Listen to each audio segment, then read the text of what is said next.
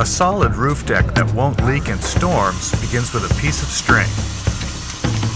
A line is snapped across the rafters to indicate the top of the first course of roof sheathing. Sometimes you have to install decking before the subfascia or fascia are installed, so you need to do some math. Here's Ben Bogey, a remodeler in New England, describing how to calculate where to snap the line.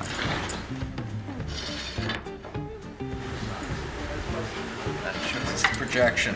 So this is a drawing of the whole assembly right here at our eave.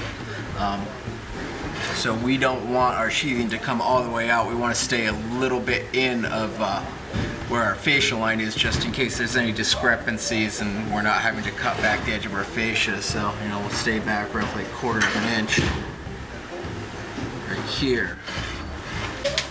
To determine where we want to be with our snap line, you can take and hold your tape at 48 inches right here on your drawing of your intersection point and check where we intersect, and we're at 45 3/4 of an inch. So if there were no subfascia yet, Julio would hook the rafter tail and mark 45 3/4 and snap a line. For small roofs like this one, discrepancies don't have much time to grow. But on a large roof, they can push layout off substantially. As soon as a sheet is in place, the panel is nailed off. The bottom course is run along the line to keep the layout on track. The roof deck aligns with the subfascia so that the sheathing can be sealed directly to the framing, in case the trim is damaged or broken off during a storm. On a larger section of roof, Julio has a few obstacles. Bueno, vamos a empezar marcando la línea a las 48 pulgadas. Vamos a tener que mover estos pump jacks para poder tirar nuestra primera línea. Y vamos a empezar con la primera hoja. He says they're gonna snap a line at 48 inches, but with the pump jacks in the way, they'll need to slide sheets under the hardware. The first sheet will be placed so that it doesn't need to be cut and can secure the pump jacks.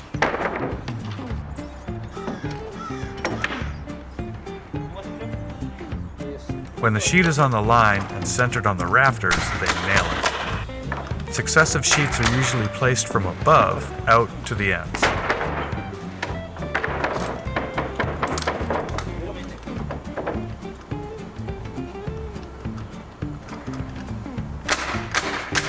Julio places 3 or 4 nails into the first corner to keep the sheet from moving.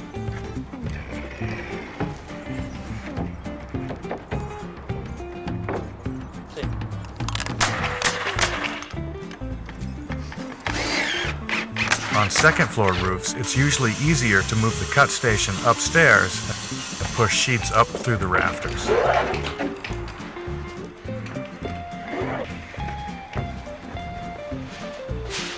As they work their way to the end of the first run, we'll take a break and be back soon with a look at workflow to make filling the field fast and efficient.